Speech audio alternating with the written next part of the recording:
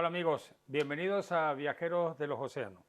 Como ya saben, el programa que todas las semanas les viene a traer todas las novedades que acontecen en el mundo subacuático.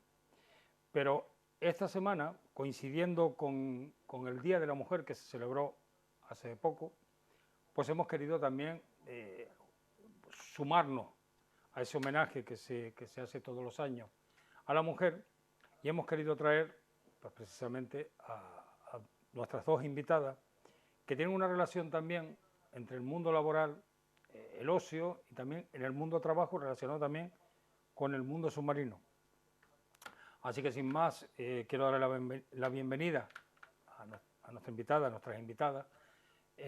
Aquí a mi derecha tengo a Raquel Pacheco. Bienvenida. Hola, Raquel. buenas. Raquel es enfermera de profesión. Sí. Y bueno, y ahora nos contará un poquito de la experiencia de lo que es hoy en día ese ámbito que es el combinar el trabajo con la familia y sobre todo la integración de la mujer en ciertas profesiones. Y a mi izquierda tengo a Beatriz del Pino. Hola, buenas Beatriz. tardes. Bueno, si ustedes nos siguen habitualmente, sabrán que Beatriz es la codirectora de Viajeros de los Océanos, además es submarinista, modelo, pero también, que nunca lo hemos dicho, eres maestra. Correcto. Bien, pues una vez hechas las presentaciones, creo que es obvio, y vamos a empezar con Raquel, para que nos cuente cuántos años ejerciendo de la profesión, Raquel. Pues este año 20. 20 años. Porque tú eres de Madrid, Soy de Madrid, sí. pero terminaste viniéndote a Canarias y trabajando aquí. Sí. A ver, ¿cómo fue ese paso? Y hoy en día en tu profesión, ¿cómo se vive el día a día? Es verdad que se nota que la integración y hay diferencias, siguen habiéndolas. A ver, en nuestra profesión yo creo que sí que hay diferencias, pero en general las enfermeras es un gremio sobre todo femenino. Cada vez hay más la incorporación de hombres a nuestra profesión. Pero es verdad que siempre ha sido un gremio pues, de mujeres, ¿no? Y bueno, la verdad es que es así. Luego, a lo mejor otras categorías sí que predomina más el sexo masculino, pero la verdad, entre nosotros... ¿Tú has notado la diferencia de cuando empezaste en la profesión a hoy en día? Pues sí noto la diferencia que cada vez, al contrario, hay más hombres que cuando yo empecé. Pero es que la verdad que la profesión de enfermera muchas veces creemos que sabemos cuál es el trabajo, pero realmente, si a mí me preguntan y me dicen, oye, ¿sabes específicamente las enfermeras? Porque creo que para mí por lo menos, la enfermera es la que cuida, la que te cuida, pero ustedes tienen muchísimas más labores que desarrollar. Fundamentalmente el cuidado es una profesión cuidadora, ¿no? Cuidamos, pero luego hay otros campos cada vez más que vamos abriendo, ¿no? Y vamos dedicándonos a ellos. Pero sobre todo es el cuidado del paciente, ¿no? Y de las personas. Me gustaría que me contestaras a algo que siempre he querido preguntarle a alguien que lo sepa. ¿Es verdad que somos tan quejicas? Porque siempre que están Sí. hablando... Los hombres mucho más que las mujeres. Gracias, pasamos a nuestra siguiente invitada. Y cuanto más jóvenes, peor también. ¿Pero en serio? Sí, sí, sí, sí. Yo creo que la mujer tiene como algo ahí dentro que resistimos el dolor bastante mejor que los hombres. Somos como más sufridoras. Se me acaba de caer todo. Yo que pensaba seguir por esa línea, pero me lo Bueno, hay acaba... casos, hay casos, pero son los menos. Ay, ya, pero... O sea que, bueno, pues bueno, si lo dices tú, que trata... ¿Cómo ves tú el... A ver,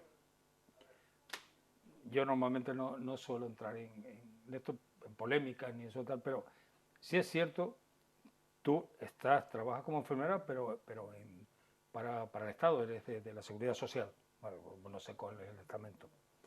¿Por qué tenemos la sensación, o por qué esa sensación que a mí me pasa, valoramos nuestro sistema sanitario cuando estamos fuera, nos pasa algo? ¿Eh? Efectivamente. ¿Por qué? O sea, ya sé que no, trabajando desde tu punto de vista y todo eso, pero ustedes sufren muchísimo. Porque yo no pongo en duda que ustedes la tensión les gustaría llevarla más y todo, pero es que se ven saturados. Sí, en muchas ocasiones sí. Y claro, vivir con esa tensión muchas veces es complicado, ¿no? Sí, a veces es complicado eso, pues intentar sufrir ese estrés y esa presión, ¿no? Y esa sobrecarga y bueno, y seguir atendiendo al paciente sin que él lo perciba, ¿no? A lo que tú estás sometido. Entonces, pero bueno, lo intentamos y yo creo que intentamos hacer lo mejor posible.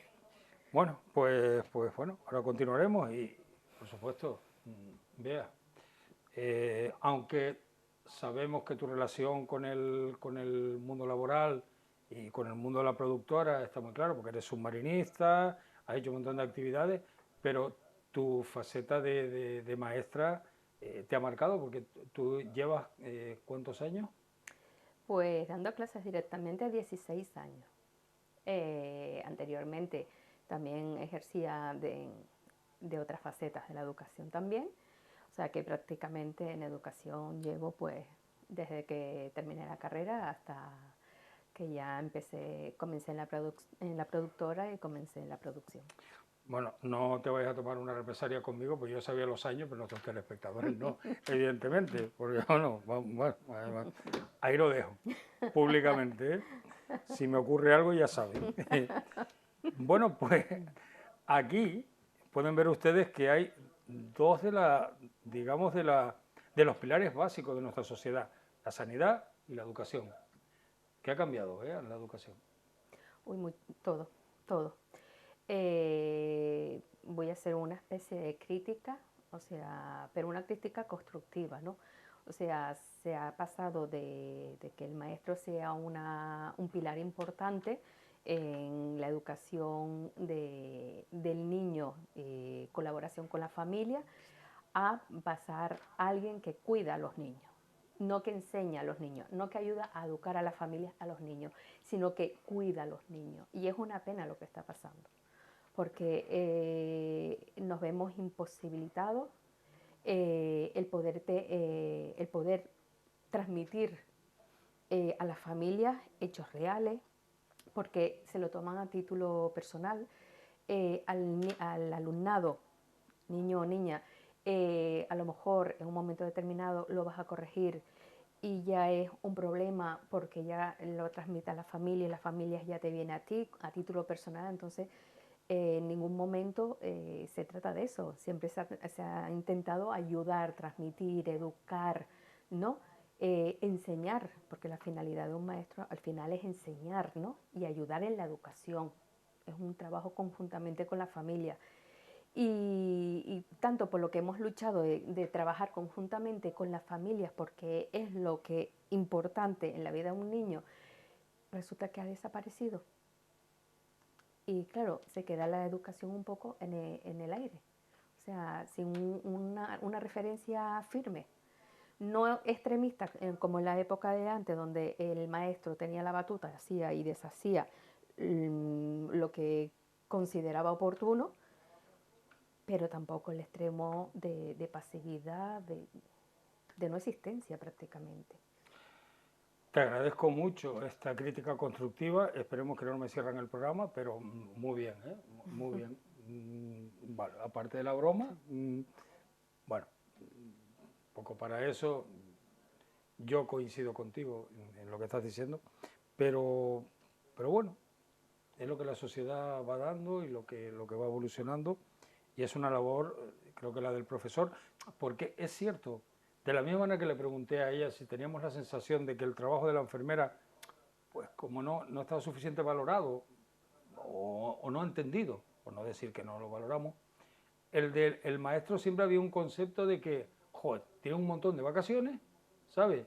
El día del padre, el día del maestro, el día no sé qué, el día no sé cuánto, luego 2 meses en verano. Pero yo siempre he dicho una cosa, cuando los niños están de vacaciones, ¿sabes? Los padres están como locos para que empiece el colegio, para llevarlo. Y hablamos de que a lo mejor tiene 1 o 2. Yo me imagino lo que es convivir, como has convivido tú, con 25, 27, 20 niños, y no solo eso, tú dabas clases en el sur de diferentes nacionalidades. Correcto, correcto. Con respecto a lo de las vacaciones, que es verdad que siempre han dicho, es que el maestro tiene muchas vacaciones, el maestro va, hace las horas que tiene que dar clase y luego se va. No, o sea, vamos a quitar la venda a los que realmente opinan eso. Y voy a decir, en primer lugar, las vacaciones que tienen los maestros es el mes de agosto. Punto. Esa es la vacación oficial, ¿vale?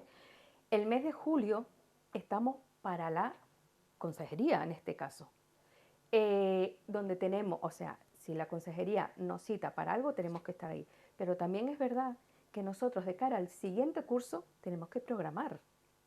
Durante todo el curso a ti no te da tiempo de programar de cara al próximo curso. ¿Y por qué tampoco puedes programar?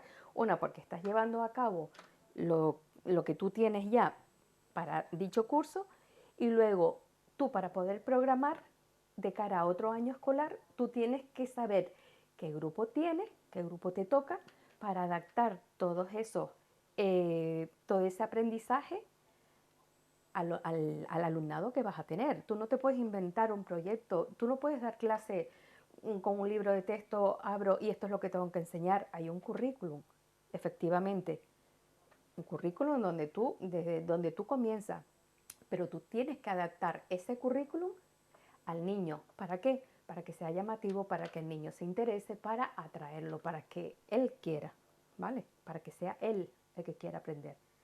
No es como antes. El libro aprende porque tienes que aprender y punto. Si aprendes bien y si no aprendes, no. Se trata de que el niño sea autónomo y que le gusta lo que haga. Eso es en primer lugar. Luego, todos los días, un maestro que sale de dar clases después de estar las horas completas, en jornada completa, con todos esos 24 o 25 niños, ¿vale? Que es lo que más o menos la ratio, dependiendo del curso que sea. O sea, tú no te vas a tu casa y te vas a la playa tranquilamente. No, tú llegas a tu casa porque o tienes que corregir o tienes que preparar lo del día siguiente. Y hay una viñeta de una persona que hace, bueno, pues dibujo, donde se ve un edificio con todas las luces apagadas y una ventana con una luz encendida. Dice, ahí vive un maestro. ¿Por qué? Porque a mí personalmente me han dado las 12 de la noche, después de una jornada larga, preparando material para que cuando los niños lleguen, o sea, estén estimulados para aprender. Y me encanta, no me importa no dormir, pero tampoco no me gusta que digan que un maestro, o sea, tiene un montón de horas libres, tiene muchas vacaciones, y luego lo más importante es que las vacaciones están adaptadas no al maestro, sino a la capacidad de aprendizaje del alumnado. El niño tiene que tener X tiempo de descanso mental, porque si no, no va a aprender. Bueno, quería preguntarte una cosa. Lo del ejemplo que has puesto del edificio que solo hay una ventana con la luz encendida, a lo mejor es que el único que ha apagado la luz es la comunidad. O sea que tampoco es eso. Puede ser. A ver, vea, esta pregunta, porque lo que le voy a contar es una anécdota que me pasó. Yo iba en un viaje de trabajo en la compañía, una compañía naviera, Fred Olsen, íbamos a Las Palmas y me encontré con un grupo de profesoras con un montón de niños de infantil que iban. Y entonces yo les pregunté, le dije, hombre, y tal, ¿qué van de vacaciones? Me dijo, sí. Es que mi mujer es profesora también. Ah, bueno, no sé qué, no sé cuánto. Y cuando la única manera de que se quedaron así, sí, sí, sí, fue cuando le dije, tiene 3 pistolas de silicona. ¿Por qué? Es que es así. Sí. O sea, no hay Sí, profesor sí. que tenga como mínimo 2 o 3 pistolas de silicona. Sí, porque al final el aprendizaje, sobre todo en ciertas etapas, como es la infantil, por ejemplo, tiene que ser muy manipulativo. Por lo tanto, todo ese material que tú tienes que construir para poderlo pegar, no es pegamento de toda la vida que se despega, Pues sino yo pensé que la los famosa tenían para pegar, silicona. para pegar a los chiquillos a la silla, No, porque se mira que se queman, mueven. se queman. Pues vale. Se queman, no. No, no, no, no. Pero es verdad. Bueno, Raquel, ¿qué es lo más que te gusta de tu profesión? A mí el trato con el paciente y con la familia. Mm, ¿Y qué es lo menos que te gusta? Lo menos que me gusta el ordenador, que ahora mismo ya todo está informatizado y hay que perder, a mi parecer, perdemos mucho tiempo en el ordenador y dejamos de estar más tiempo con el paciente y compartir más cosas con ellos, atender a otro tipo de cosas. Ahora hay que hacer mucho registro informático, que me parece pues muy bien, porque al final es una forma también de valorar nuestro trabajo y la cantidad de trabajo que tenemos que hacer y demás, pero es verdad que pierde un poco la humanidad de nuestro trabajo, ¿no?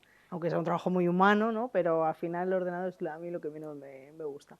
Sé que todos somos diferentes y sé que todos no funcionamos igual, pero cuando cuando se pierde o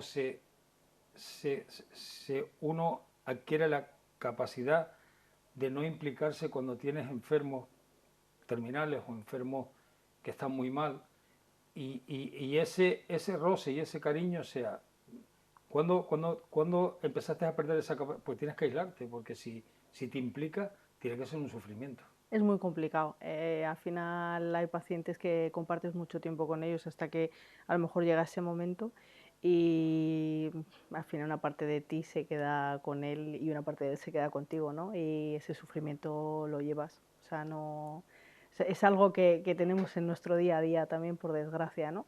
Pero bueno, es muy difícil separar, ¿no? Sí que es verdad que van pasando los años, ¿no? Y bueno, pues después de una gran pandemia y sí que es verdad que yo hay cosas que sí que si veo que esa persona me va a poder, o sea, vamos a poder entablar una relación un poco más allá, ¿no? E intento poner barrera porque luego pues no quiero sufrir, ¿no? Pero yo diría que hasta la pandemia no había establecido yo unos límites con los pacientes, ¿no? Bueno, pues te voy a preguntar si, pero en plan positivo, eh, ¿quién recuerdas que estuviera en un terminal de decir, "Uf, lo tiene muy mal, pero que al final haya salido adelante", y te queda ese recuerdo de decir, joder, salió adelante? Pues sí, sí, tengo pacientes que han salido adelante, jóvenes y mayores incluso, que han estado en una situación ahí compleja y han salido para adelante, pero al final, pues sí, los que salen adelante es verdad que te queda, ¿no? Pero yo no sé por qué, a lo mejor yo los casos que más tengo ahí, pues son casos que al final han fallecido. ¿Se es consciente cuando se empieza en la profesión de que te vas a enfrentar esto, o solo eres consciente cuando ya estás dentro y lo empiezas a vivir? Bueno, ¿Te preparas en algún momento? ¿Hay alguien que te prepare para decir, oye, vas a ser, o lo de ya la damos por hecho de que ser enfermero te vas a encontrar con gente que fallece habitualmente y lo damos por hecho, o realmente hay algo o se capacita o se habla antes de tú empezar a ejercer?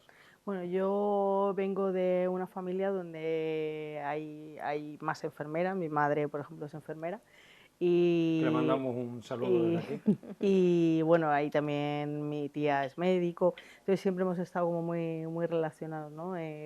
Con la rama sanitaria. Y bueno, pues es una realidad que está ahí. Yo me acuerdo, por ejemplo, y es que lo recuerdo porque hace poco se lo contaba a mi hija, mi abuelo falleció en casa pues con una enfermedad también, una leucemia, y bueno, pues pudimos hacerlo, yo en aquel momento tenía 9 años, ¿no? Pero se pudo hacer en casa, rodeado de los suyos, con una buena sedación, un buen control del dolor, ¿no? Y yo recuerdo que mi madre me dijo, hoy vamos a ir para que te despidas del abuelo y tal. Y yo decía, no, no, mamá, no se puede. Y me decía, Raquel, va a fallecer, el abuelo va a morirse. Y yo decía, no puede ser, mamá. Entonces sí que es una realidad que he tenido ahí desde muy pequeña, ¿no? Pues que la vida es muy frágil y que se acaba. Pero es verdad que cuando empecé la carrera, pues recuerdo estudiando, pues los primeros pacientes que se fueron, pues es que es muy duro. Y a día de hoy, pues no te voy a decir que lo vea como algo normal y que lo tengo ya, No se porque termina a normalizar, ¿verdad? no, Por mucho que digan que es como, por ejemplo, el que trabaja en tipo, profesiones de estas, o sea, no se normaliza ver fallecer a una persona, no, aunque no tenga ninguna relación contigo. no. Porque siempre, además, el cuidado de ustedes, pues ustedes ponen la vía, ponen esto, ponen lo Sí. otro, que, pues, ¿por qué le tenéis tanto cariño a la vía? De verdad. ¿Por qué le tenéis tanto cariño? Es que yo cada vez que voy parece que os cojo una oferta. Esta semana, en urgencia, por un reconocimiento te damos una vía y otra de regalo. Perdona, es que es una pregunta. Yo fui una vez por una infección de oído y nada más que sentarme me dijeron, ponle una vía. Le digo, ¿para qué? Es aquí. Si el agujero lo tengo. ¿Para qué me va a poner una vía? No, es el protocolo. Le digo, pues déjate. Yo no soy protocolario. Es verdad que tenemos mucho cariño, pero también está pero en que el era paciente. La oreja lo que me dolía. Claro, pero si tenemos que poner un antibiótico, hay que ponerlo por ahí o un analgésico. Claro, primero mira a ver si lo necesito. Y luego pero ya me está haciendo el agujero ya. Encima con la fobia que le tengo yo. Yo a veces a los pacientes les digo que nosotros lo de la sangre es algo bueno, necesario. Y te digo porque Bea estaba delante aquel día. Y entonces me llega y me dice la señora, no, vamos a ponerte una vía. Le digo, mírame aquí primero, míramela a ver cómo estoy, ya, porque yo las agujas como... Bueno, eso es otra. Eso es una de las cosas que yo creo que prácticamente hay una gran mayoría de gente que no soporta las agujas. Sí, incluso de nosotros, ¿eh? Uf. O sea, cuando yo voy a utilizarlas contra otra persona, ¿no? Contra otra, entre comillas, no tengo ningún inconveniente. Disfruto, contra ti. Pero cuando la aguja viene a mí no me gusta nada, ¿no? Entonces, pues sí, hay mucha gente que tiene fobia y que lo pasa muy mal, ¿eh? Sobre todo me he encontrado mucho eso cuando a lo mejor he rota por un servicio de extracciones, ¿no? La típica analítica de la mañana y tal. Hay pacientes que ya te dicen, no, mire, yo me mareo, me pongo fatal, me tienen que tomar una camilla. O sea, que a lo mejor lo más práctico para nosotros, que es en una mesa, se sienta uno, tal, te pincho aquí rápido y ya está, porque va a ser nada, 5 minutos en total, como muchísimo. Al final hay en muchos sitios que tenemos camilla porque hay pacientes que se marean, que tal, y que lo pasan fatal. A ver, es que en el caso es que encima me pusieron a una chiquita que ya entró así. Yo le digo, uy, vamos bien. Me cogió el brazo y no me encontraba. Yo le dije, pero tú de esto sabes, ¿no? Tú esto sabes. Pues ella se ponía, tranquilo, no pasa nada, solo un pequeño pinchazo, no sé qué. Digo, no, si ya lo sé. Dice, no, me lo estoy diciendo a mí. Le digo, pues macho, vamos a ver, ¿no? Vamos a ver, que me va a poner nervioso. Tanto es así que ella te lo puede leer eso. Tuvo que venir otra enfermera a pincharme porque no había manera. Le digo, encima de esto. Pues yo te digo, yo es que cada vez que tengo que ir siempre digo lo mismo. Ya dentro le digo, ponme la vía y luego hablamos. Ya lo que muy bien, muy bien. Pero ¿es tan necesario ese protocolo? Pues mira, los servicios de urgencias en general sí que es algo básico, porque prácticamente el paciente que entra, que requiere una analítica de sangre, pues por ejemplo, viene con dolor en el oído, ¿no? Una otalgia tal, pues al final vamos a tener o un dolor abdominal, vamos a pinchar porque hay que ver la analítica, ver cómo está, entonces como seguramente hay que poner tratamiento, al final vamos a necesitar un acceso venoso, ¿no? Y ya que vamos a dar un pinchazo, pues en ese pinchazo ya va todo. Oye, que a lo mejor luego no se utiliza, pues fenomenal, ¿no? Pero ya está. Lo pillamos para siempre lo vamos a pinchar y ya está. Hay que hacer prácticas. No, sí, ya te digo yo. Bueno, vea, lo tuyo es diferente, pero también hay una parte que es que tus alumnos crecen, ¿entiendes? Y luego tú también los ves y ves los que continúan en la enseñanza que tú le has dado, la constancia al trabajar, el estudiar, y bueno, es una forma de sentirte orgullosa, ¿no? Tienes muchos alumnos durante tus años de trabajo que has seguido relacionado, que te han seguido llamando. Eso también es una parte emocional muy fuerte, ¿no? Sí, al final esta carrera, o sea, igual que cualquier otra, ¿no? Son carreras bonitas, son carreras, sobre todo esta a nivel emocional, es muy gratificante, muy gratificante. Es verdad, cierto que hay, como en todo, ciertos momentos donde por más que tú quieras ayudar, al final pues no puedes terminar de ayudar y las cosas no salen como uno piensa, te frustra, porque tú al final lo que quieres es dar un resultado y que vaya, ese alumnado vaya a la par de todos, ¿no? Y bueno, la función del maestro de estar ahí y no tirar nunca la toalla es lo que te hace sentirte orgulloso.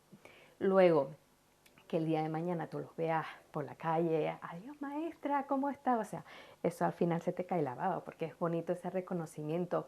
O las familias mismas que todavía tenemos contacto de años y te siguen escribiendo, oye, ¿cómo está? O sea, al final dices tú, qué labor más bonita estoy haciendo, ¿no? Ayudando a que ese niño, esa niña tenga sea persona, sea un pilar más de esta sociedad, ¿no? Y la verdad que sí, que es muy, muy bonito. Bueno, señores, hoy nos hemos tomado una temática que sale un poquito de lo de Viajeros de los Océanos, pero no quería que pasara el Día de la Mujer sin que nos sumáramos a ese reconocimiento de todas las mujeres que hoy en día tienen ese reconocimiento, pero durante muchísimos años ni se reconocía, y sobre todo yo también quiero romper una lanza a esas madres que hace muchísimos años trabajaban 24 horas al día cuidándonos, la casa, todo esto, sin que tuvieran ningún reconocimiento, ya solo por parte de los hijos, porque tu madre, pero ya por parte de la parte económica, la parte de esto que durante tantos años negadamente han trabajado por el bien de la familia y por el pilar. Bueno, pero nosotros en el fondo somos viajeros de los océanos y creo que vamos a hacer una pequeña pausa, le vamos a dejar con un montaje que ha realizado nuestro equipo y retomaremos la segunda parte para finalizar para mí esta agradable entrevista dedicada a la mujer, al Día de la Mujer y a estas dos mujeres trabajadoras que hoy nos acompañan.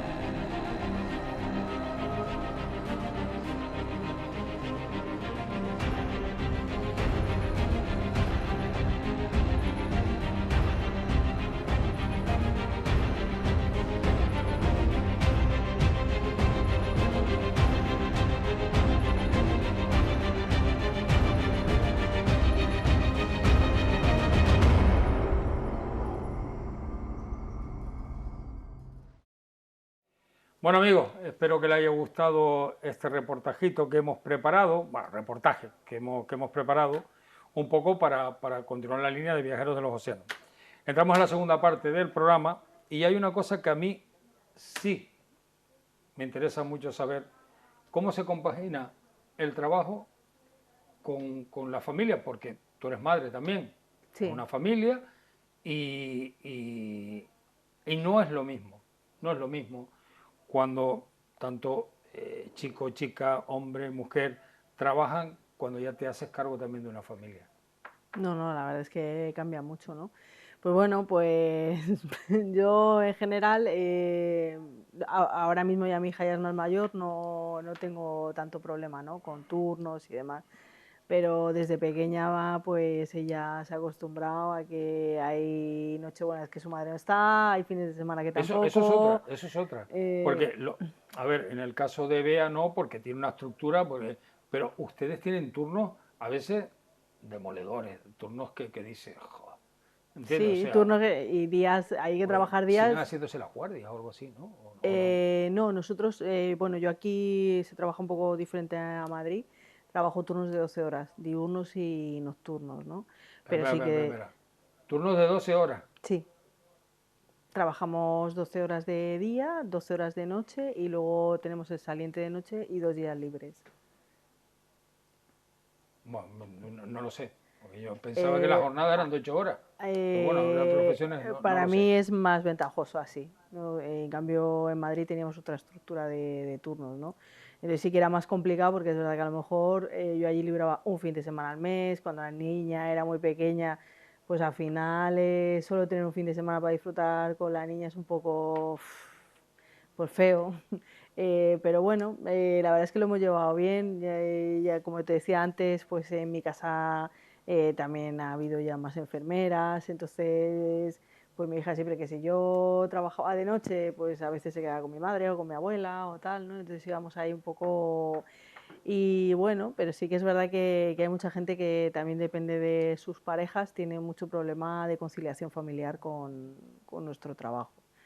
Entonces, bueno, aquí veo que hay como más facilidades, hay unas reducciones de jornada al final con los turnos de 12 horas.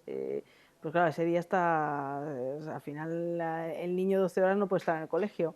Pues tienes que dejarlo con algún familiar o demás, ¿no? O bueno, o con la pareja, ¿no? Pero sí que sigue siendo un poco complicado la conciliación familiar en nuestro gremio. Eh, en casa de herrero, cuchara de palo. Es una ventaja tener una enfermera en casa, ¿no? Sobre Sí, todo para síntomas y todo. sí, yo creo que sí. ¿No? Sí. Sí, porque tiene que ser una ventaja, porque hoy en día hay otra cosa. Como hoy tenemos un médico en casa, todos tenemos un médico en casa, que es Internet. Ese es un gran peligro, lo de Internet. Eso, porque yo creo que la gente no es consciente, ¿entiendes? Porque cada consulta que quieras poner en Internet para consultar una enfermedad, lo primero que te encuentras es cáncer, no sé cuánto, no sé qué, no sé cuánto, y dices tú, joder, macho, ¿entiendes? Y luego el peligro de que la gente se automedique a través de lo que lee, Efectivamente. vamos, hay que estar loco. Se automedica, se autodiagnostica, o sea, al final de todo, ¿no?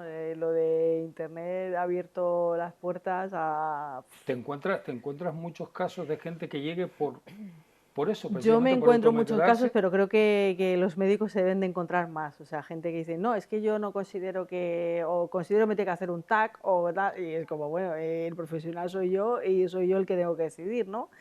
Creo que se lo encuentran más los médicos que nosotras, pero también se ve bastante.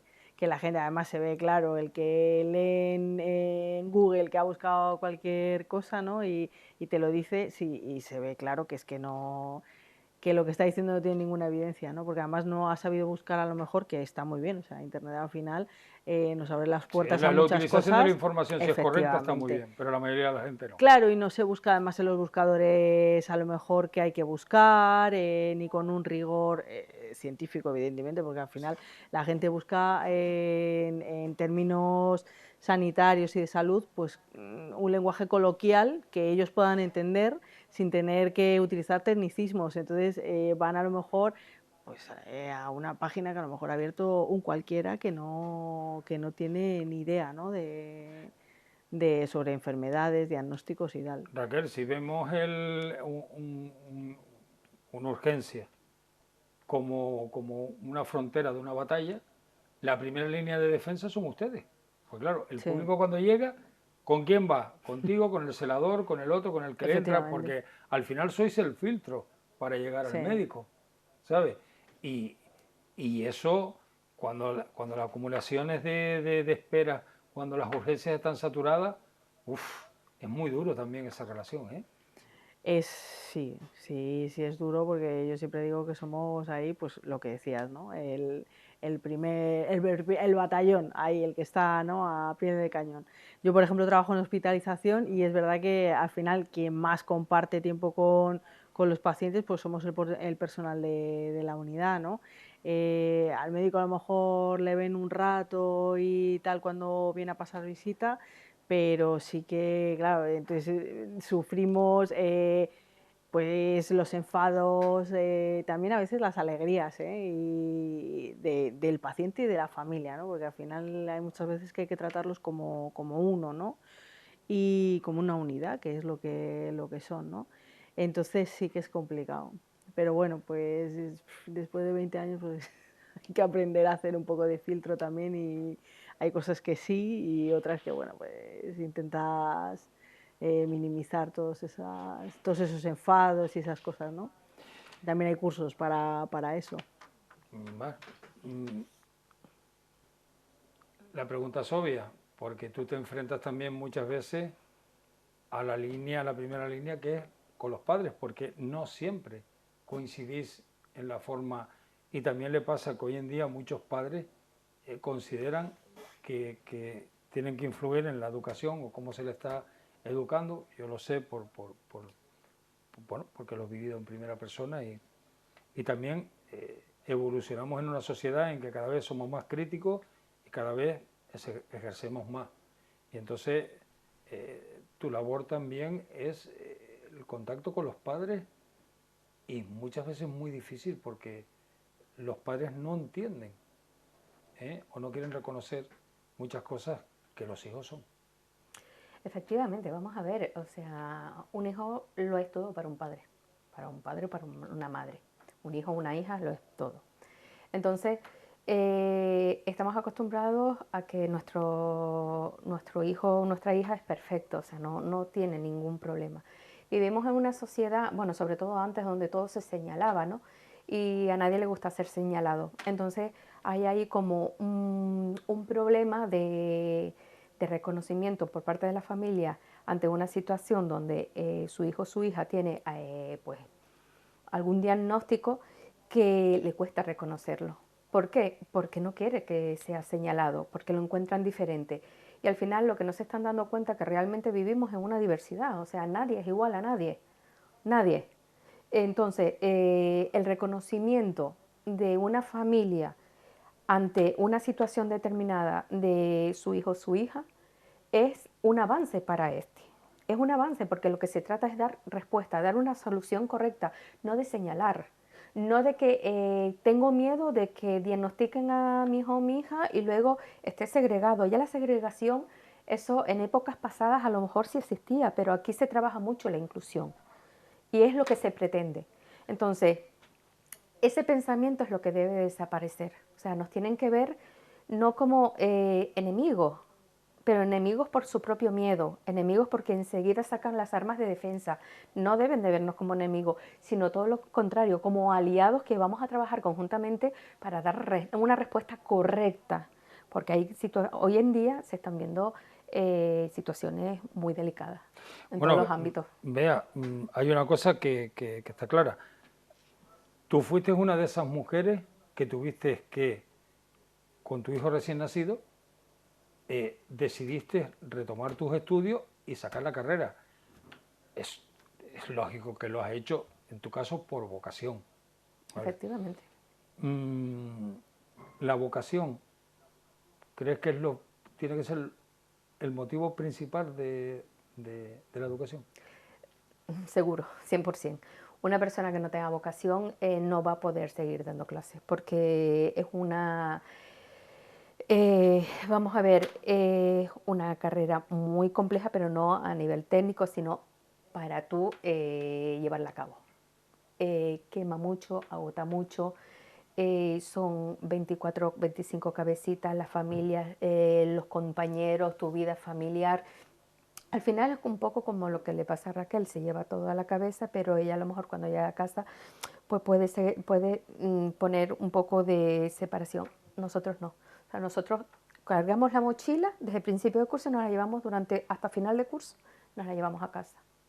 Raquel, ¿lo tuyo fue una vocación o ya desde el principio venía marcado porque en tu familia hay enfermeras y todo, pero entiendo que también ha sido una vocación, ¿no?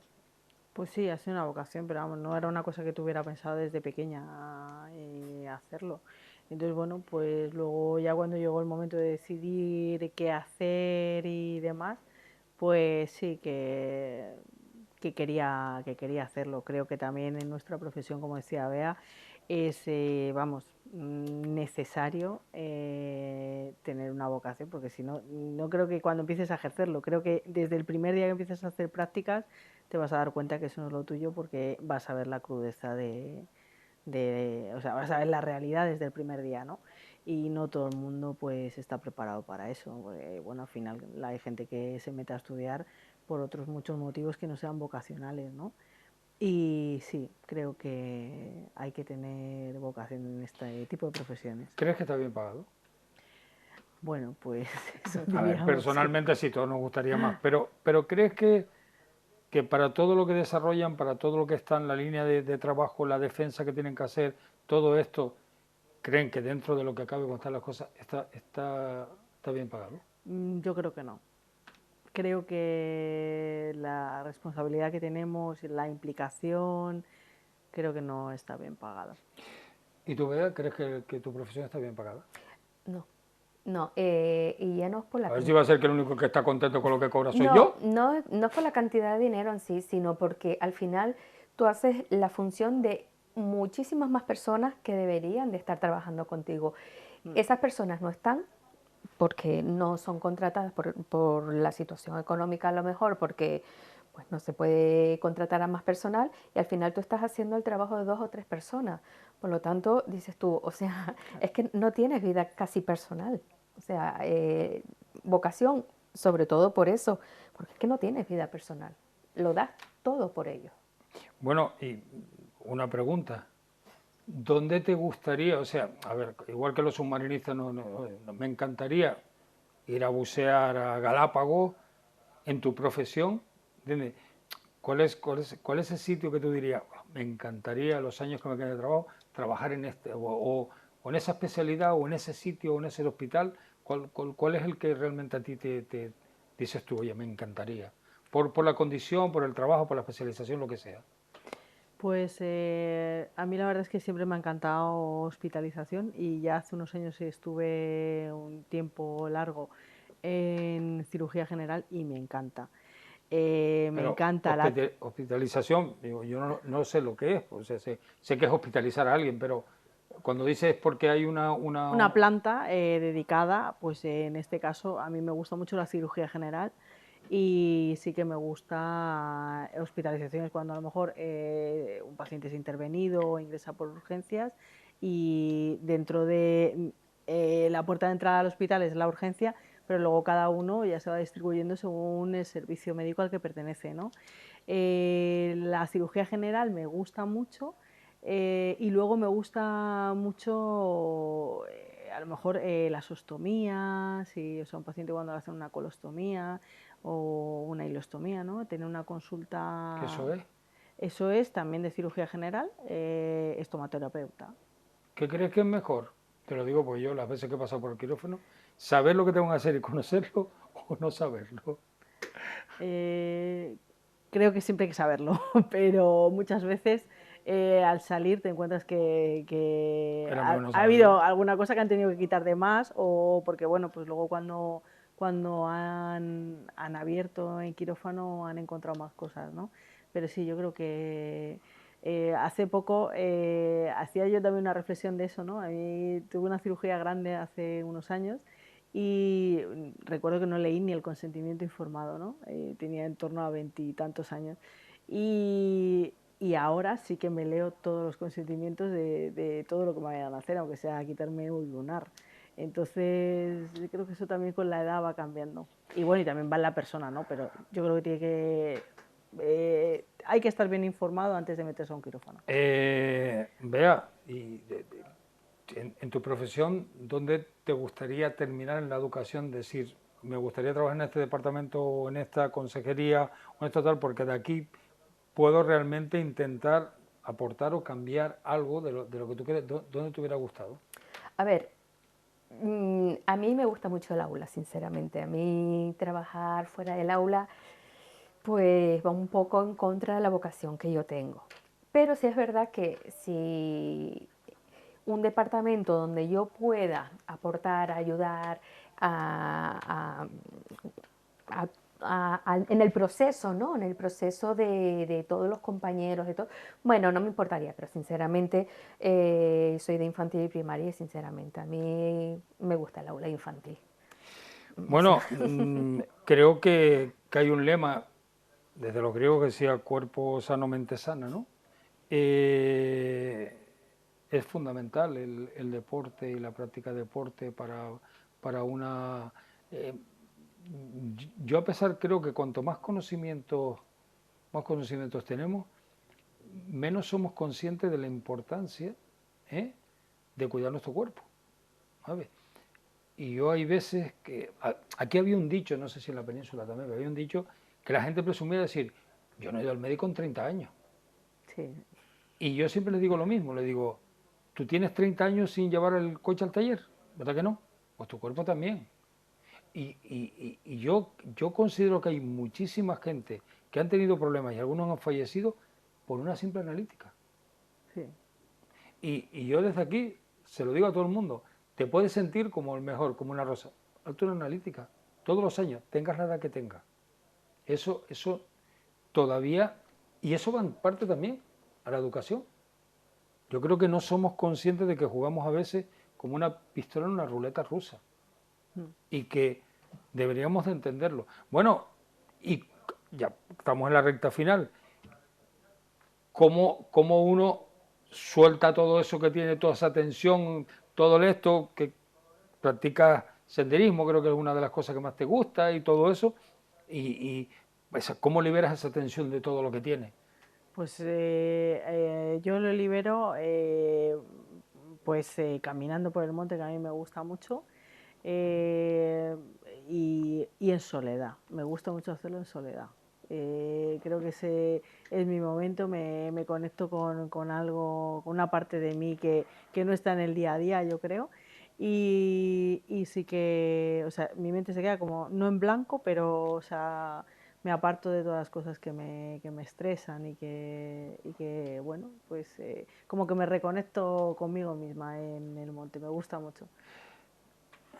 Te voy a poner un apuro. Te voy a poner un apuro porque, a ver, tienes que contestar, ¿vale? Madre. Hablas de vocación, de educación, de todo esto, pero tú eres la subdirectora de Viajeros los Océanos, ¿vale? Evidentemente no te voy a preguntar, es lógico, tu hobby, porque tú buceas, ejerces de modelo, de codirectora y todo lo que lleva a llevarlo. Si tuvieras que escoger. Mira, en este tiempo que me he pasado de la Consejería de Educación a la productora, hay momentos como de flaqueza, ¿no? Donde digo... Perdona, antes perdona interrumpirte, pero tú sabes que esto se está grabando. Sí, sí. Vamos a tener prueba de ello. Sí. Lo digo porque luego, no, yo eso no lo quería. No, yo no dije eso. Eso no era así. Eso lo interpretaste tú. Sí, no. Yo estoy seguro, siempre hablo con el corazón. Tú sabes cuando recibes la llamada que te dice, ¿da usted su consentimiento para continuar oyéndote? Pues aquí lo mismo, ¿eh? Lo mismo. ¿Se está grabando? Sí. Ahí lo dejo. Es verdad que tengo flaquezas y echo muchísimo de menos el aula y muchísimo de menos los niños. O sea, tú puedes tener un mal día, no dormir y cuando llegas al aula, bueno, lo que vas conduciendo, Dios mío, qué agotamiento ahora llegar a clase.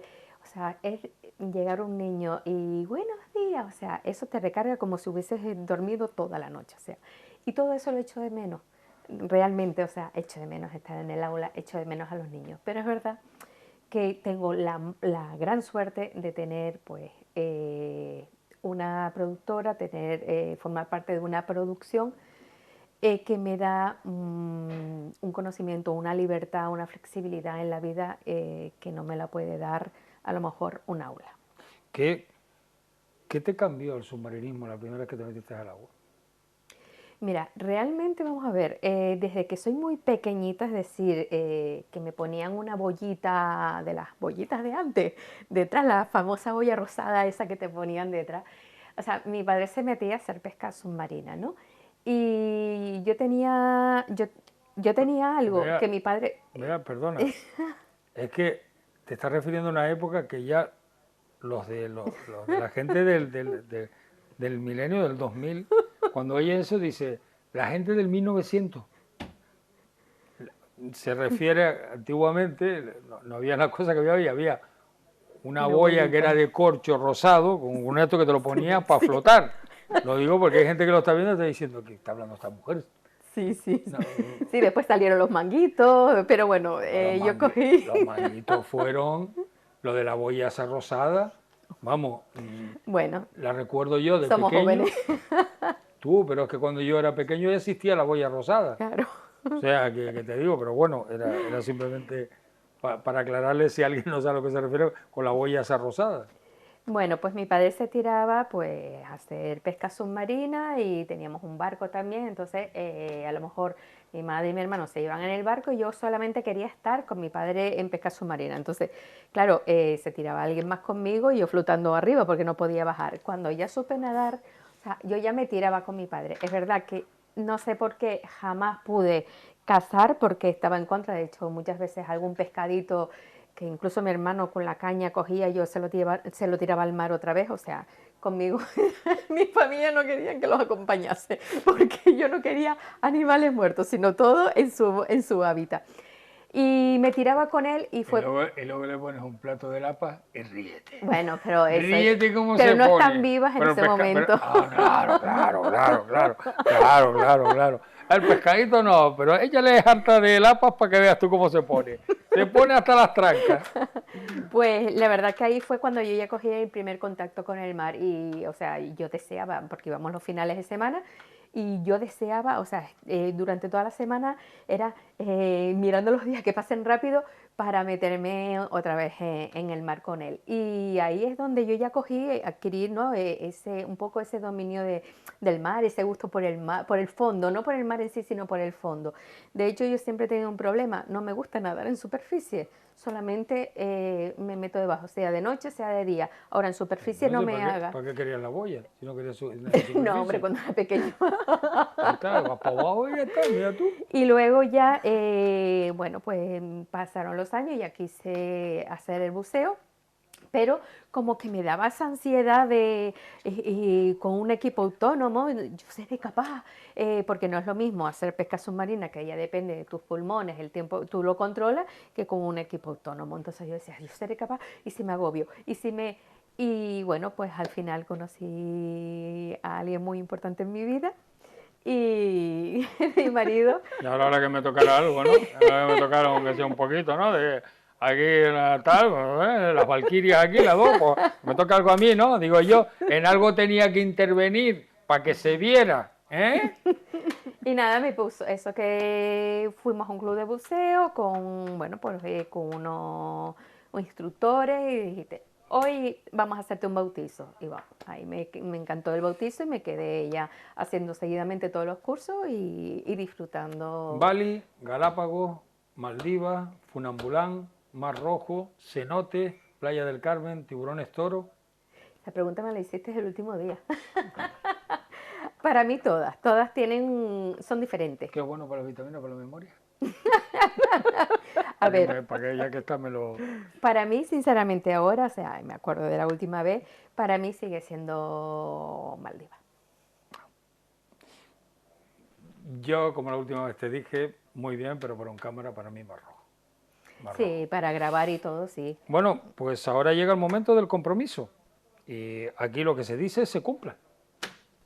¿Vale?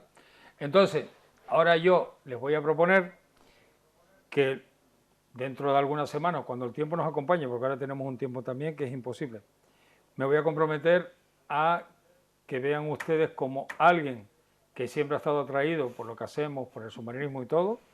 Vamos a grabar, hacerle un bautizo y que haga un curso de submarinismo, que es Raquel, pero se encarga Beatriz. Sí. Nos comprometemos aquí y yo me comprometo a hacer el reportaje. Vaya ¿Vale? sorpresa, ¿eh? ¿Eh? Que vaya sorpresa, no me lo esperaba. Ay, Bueno, siempre lo has comentado y siempre... Muchas gracias, yo encantada. Bueno, y luego pues te invitará para que pues transmitas un poco las experiencias que has tenido y cuentes un poquito. Vale. Presentado soy yo. Sí. Bueno, porque si la dejas ya y luego, ¿te acuerdas? Antes cuando estás fuera, ay, es que yo para hablar no sé qué, le digo, pues dentro de poco me veo sentada contigo y ella, vamos al siguiente capítulo que, como la de, para que veas. Bueno, pues, oye, Raquel, muchas gracias por venir. Mira, muchas gracias por venir. Y nada, o sea, desearte lo mejor y que, bueno, ya has visto, siempre le digo a los mismos invitados, parece que no, pero ahora cuando veas el tiempo que hemos estado en la grabación se pasa bien y la misma pregunta que me hace todo el mundo. ¿Qué preguntas? Que no, yo prefiero igual que ustedes, ya lo sabes, tú mejor que nadie, que cómo se desarrolla el contacto y todo eso. Bueno, espero que te haya pasado bien y te emplazamos aquí para cuando tengamos el reportaje para Venga, que perfecto, muchísimas gracias y muy agradable la experiencia hoy también. Y vea, ¿qué te puedo decir? Gracias. Bueno, es que decirte gracias cuando es tu propio programa también, porque era su directora, aunque nunca le gusta salir. No entiendo por qué, porque yo le propongo, le digo, vente y el programa lo podemos hacer ella, yo y el invitado, ¿entiendes? Y muy bien, o sea, como Cuarto Milenio. Total. Podemos salir igual, ¿entiendes? El misterio de la cueva submarina, de no sé dónde y Pues tal. hay muchos misterios que conste, ¿eh? No, sí, bueno. Serían Ya, temas muy interesantes a tratar, ¿eh? Seguro. sí. Y a ustedes, ¿qué le puedo decir? Que, bueno, hoy ha sido un programa especial dedicado por el Día de la Mujer y he querido, pues, bueno, pues traer a dos personas que tengo muchísima relación y tanto. Una es mi mujer y la otra es prácticamente parte de la familia también. Pero eso sí, como siempre, Viajeros de los Océanos, ¿entiendes? No se puede despedir sin que les deje a ustedes un reportaje de lo que realmente nos apasiona, tanto a Bea como a mí, como a mi equipo, y esperemos como a Raquel también. Un reportaje dedicado a los fondos de Canarias, a los fondos del mundo y a los fondos de ese planeta que bajo el agua tiene uno de los mundos para mí más maravillosos que podemos encontrar, que son los fondos marinos. Y como siempre les emplazo la próxima semana aquí en Viajeros de los Océanos. Muchas gracias.